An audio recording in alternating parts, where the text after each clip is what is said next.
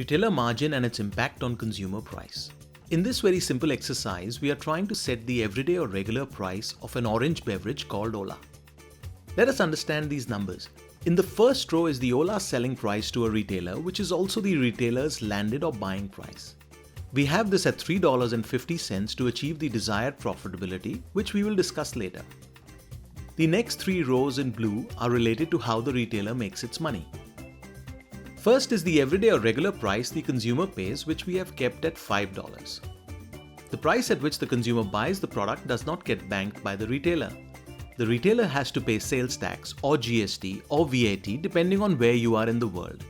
In this case, we have assumed 12% tax, which once removed is the amount the retailer makes as net sales revenue. The formula for this is $5 divided by 1 plus 12%, which is 1.12, which gives us $4.46. Next is the retailer margin expressed both as a percentage and in dollars.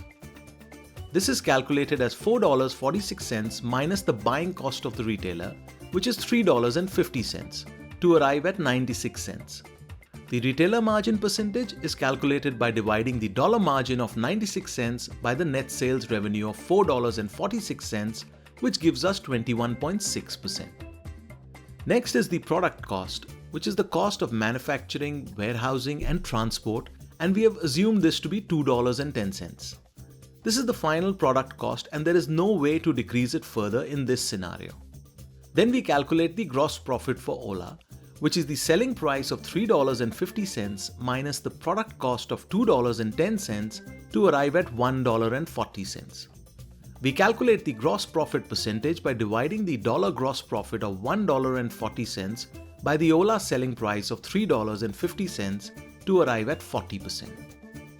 Now let's simulate a situation which many brand managers and owners confront in FMCG businesses.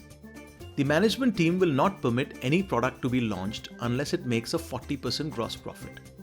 Anything below this and the new product launch is cancelled. The marketing team has conducted research and comparative analysis and recommended that the Ola regular consumer price should be $5 to achieve market share and volume objectives. At $5, the retailer makes 21.6% margin, and therein lies the problem. The sales team have advised that the two largest grocery retailers have a minimum margin requirement of 25% and 30% respectively, below which they will not accept Ola for listing to be sold through their stores. To achieve the 25% margin for the first retailer, they will need to move the regular consumer price to $5.25. And to achieve 30% retailer margin for the second retailer, the consumer price will need to move to $5.60. Both of which are not ideal from a market share and volume target point of view. If the 40% minimum profit is an immovable goalpost, then Ola has to either convince the retailers to take a lower margin, and that is not easy, or accept a higher consumer price which may limit volume potential. I hope that explains why retailer margin is a critical component of finalizing consumer price.